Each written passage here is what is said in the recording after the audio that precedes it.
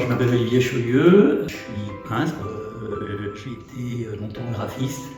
En fait, je me suis intéressé à la peinture, où la peinture s'est un peu imposée à moi quand j'étais préadolescent, à 13-14 ans. L'image était mon mode de langage. En fait, je me suis aperçu de ça dans ma période de graphiste où je m'apercevais qu'effectivement ma nature était de m'exprimer en images. Quand on m'expliquait un concept marketing ou commercial, moi j'avais des images qui venaient à la place et donc c'était assez pratique. Et à partir de 2010, je me suis mis à faire des expositions.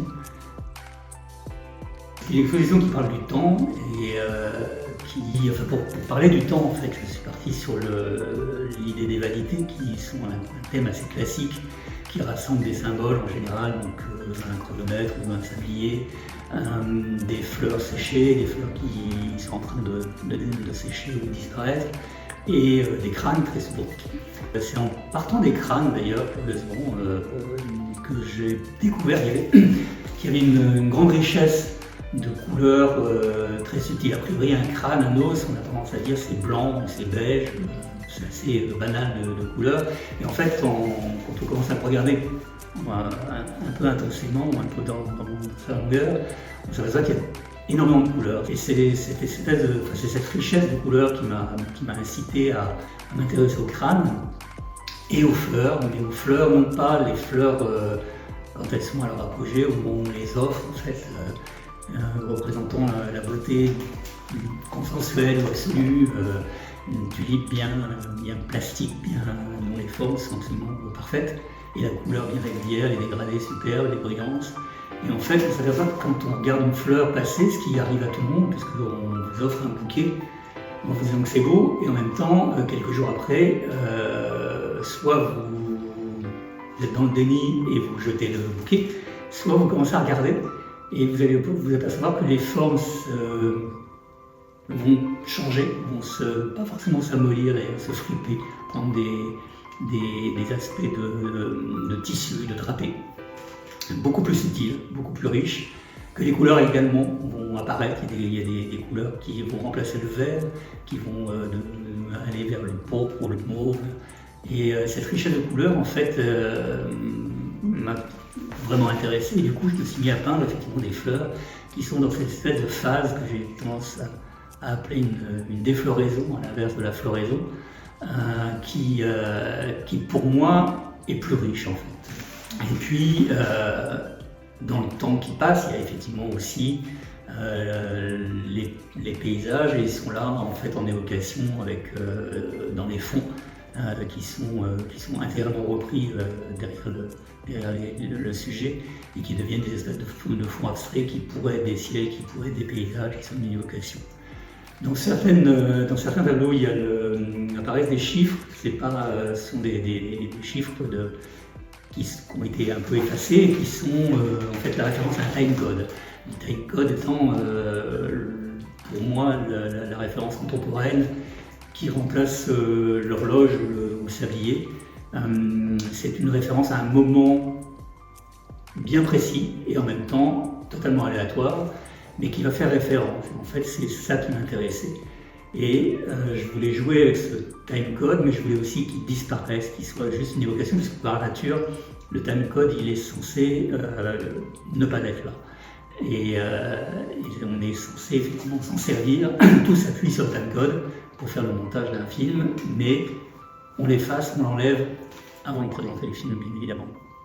Et ce thème de l'effacement est complètement ce qui m'intéressait, enfin, c'est ce qui me permettait d'illustrer le thème du temps qui passe, parce qu'effectivement, tout est dans ce jeu entre le souvenir d'une certaine réalité et ce qu'on a reconstruit quotidiennement. À chaque fois qu'on fait appel à un souvenir, en fait, on le réécrit et il disparaît, il est remplacé par ce qu'on aurait bien aimé, ou ce qu'on craint, ou ce qu'on imagine qui a eu lieu.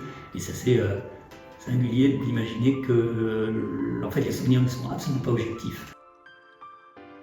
Pour illustrer ce dualisme d'objectivité et d'humain, j'ai choisi une technique assez particulière qui consistait à, quand la couleur était pas, quand les photos étaient uniquement en noir et blanc, qui consistait à repeindre sur des tirages photos. Donc à l'époque, c'était des tirages argentiques et on peignait à la peinture à l'huile, parfois à l'aérographe ou à la peinture à l'huile. Parfois, c'est juste des petits réaux, comme sur les photos de mariage. Et puis parfois, c'est des vrais artistes qui ont vraiment complètement retravaillé la photo.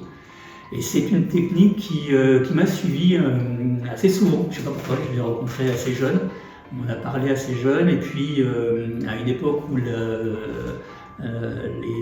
affiches en couleur étaient compliquées à faire, il y avait, où les documentations manquaient, on avait beaucoup de photos noir et blanc. Il y a eu une mode aussi de faire des affiches à partir de photos noir et blanc qu'on repeignait. Donc c'est un truc qui est apparu plusieurs fois comme ça dans ma vie. Et puis là, ça s'est un petit peu effectivement imposé à moi sur cette histoire effectivement de remplacement d'une vérité par la subjectivité. Et ça m'a amené à mon histoire personnelle, puisqu'en fait mon père était photographe. Il était un photographe assez technique, puisqu'il était photographe dans l'armée. Et son travail de photographe professionnel était de faire des preuves, en fait, d'amener la véracité.